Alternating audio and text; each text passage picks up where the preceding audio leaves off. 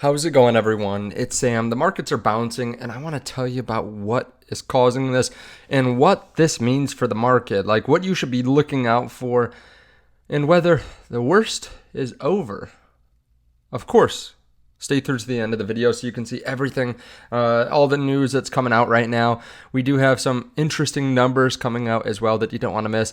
If you don't mind, though, hit subscribe, turn on the bell notification underneath the video so you can see future videos just like this. Also, there are a couple links underneath the video in case you want to trade cryptocurrency on Marx. I just made a video. I realize this could cause some issues, but I did make a video explaining how to short, some of the risks of shorting, some of the benefits of shorting.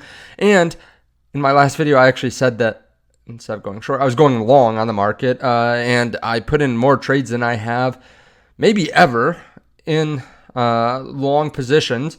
And one of the trades right now is up 190%. This was a little bit more of an aggressive trade that I made. A couple other trades are up still significantly, but they were on lower leverage. It's looking really good for everyone that put in longs that I was about to say ate the blood, but dove in when there's blood in the market. So far, we bounced a good bit. Like I said, up 200% in one of my trades. And of course, we can always fall down. We'll get into what we should be looking out for to stay away from that, hopefully.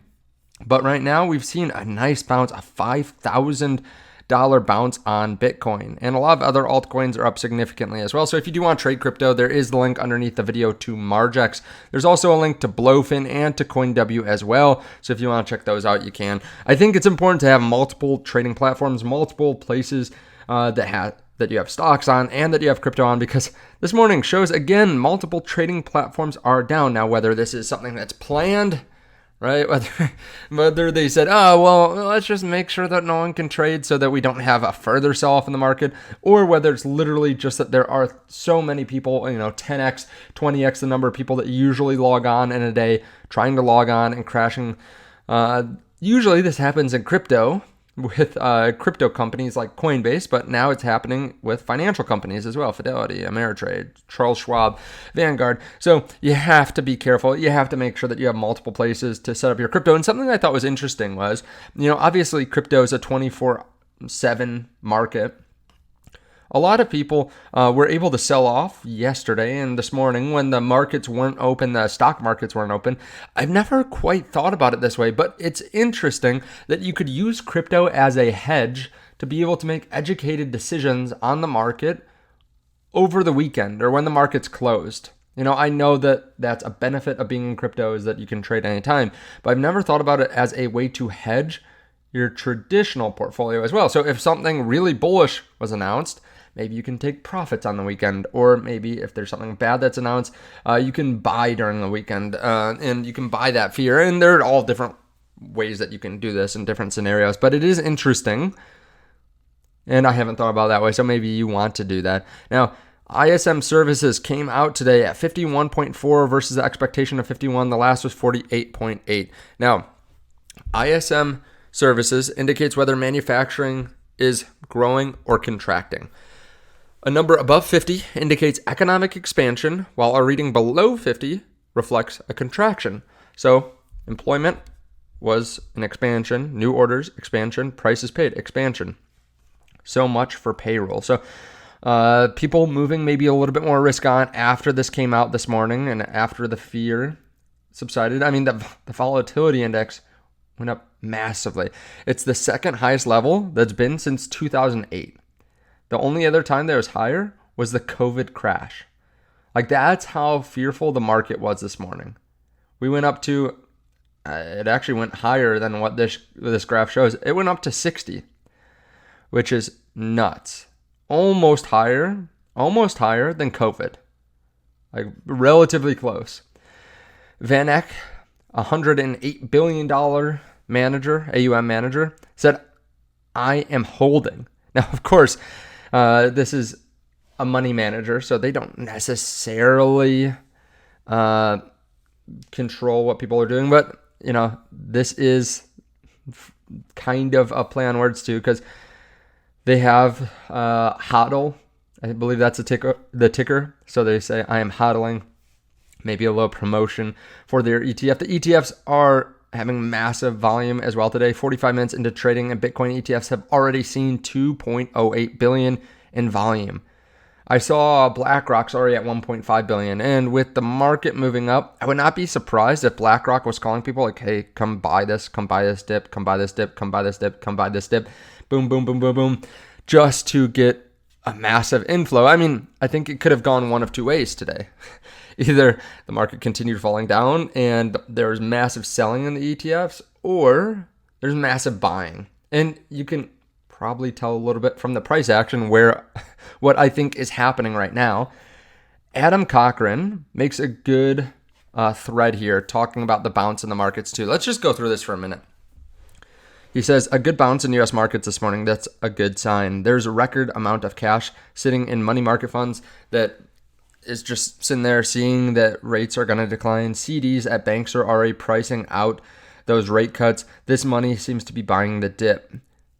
He also says, what you didn't see, or what you didn't want to see, was the money move further out the curve or cling to high coupon bonds. That would have meant a prolonged financial meltdown. The overnight fears in the U.S. market are instead rebounding a bit. He also says, but what's notable is that bid is across many sectors and is including geos like Japan. A lot of U.S. capital is buying Japanese ADRs today, suggesting that for at least large cross-listed names, there's faith that they are oversold. So buying some assets over in Japan. Well, there still could be short-term pain as we work through potential rate cuts and start including those in the system. If this pattern holds throughout the day, the market may be showing confidence to avoid a prolonged meltdown. What we don't want to see that could change this: Japan dumping their U.S. treasuries, which would make rates more attractive and keep investors on the sidelines.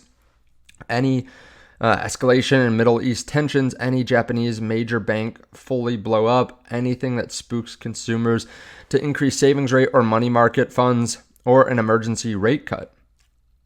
If we can avoid these behaviors, then you likely have short-term buys on a bounce. Levered tech, major indices, oversold S&P leaders. But either way, you probably have great long-term entries into the majors. For the last year, I've been saying long-dated high-coupon bonds were once in a lifetime buy level. That proved overwhelmingly true with this move. And if you grab those, you've got lots of cash to deploy. If you didn't and were stock heavy, then it's important to zoom out and realize you're still up on cash this year.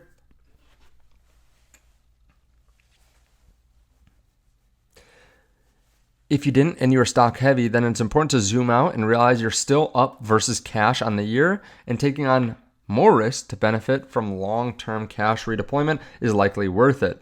Bonds may not, hopefully, won't ever hit those levels again in your lifetime. Stocks may go deeper, but they are less likely. Stocks may go deeper. This part is important. Stocks may go deeper, but there are likely less than 5 days in your entire life that will have this level of sustained sell-off in the markets. These are the entries you wish you had in the bull. This is what I said in the last video. I was going deep into the market. I was going with levered positions into the market because I saw a lot of pain. We were at prior resistance, so now support most likely in the market. As you can see, we bounced right off this resistance line, right about these levels.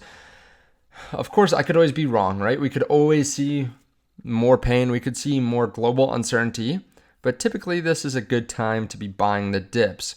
Now, stocks also look pretty juicy this morning. I know a lot of people went into stocks. As you can see here, actually, when you zoom out, it doesn't even look like we've jumped that much. Like, yes, we've had a rebound, but this is all from last night even. Like, we moved up $5,000 on Bitcoin.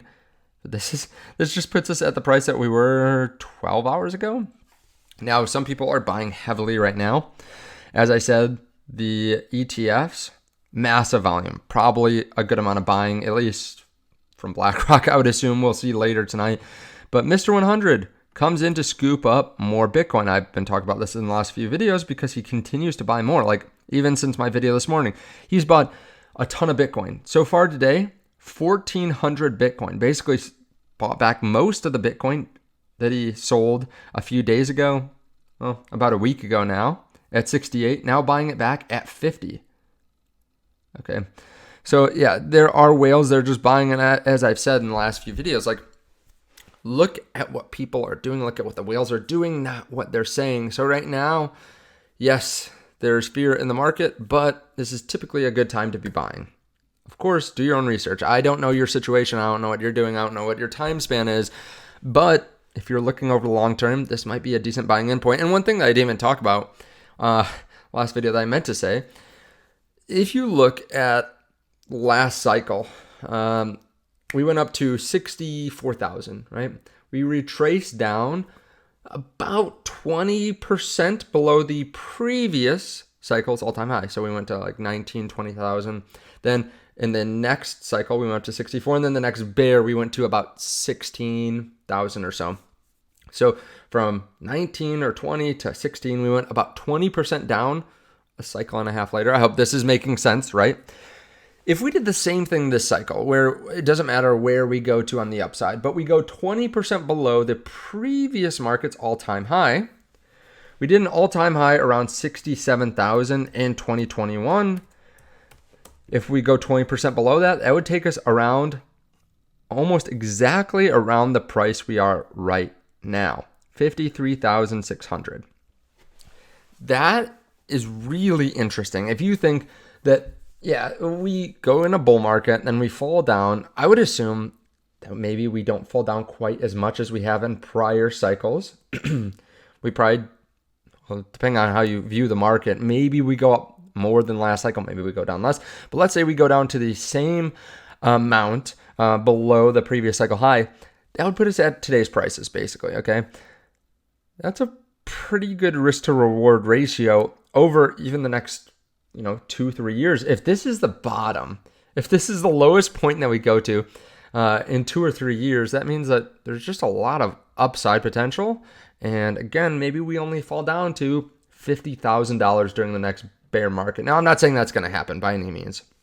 We could always fall further during the next bear market. Some people don't think we're ever going to get a bear market again.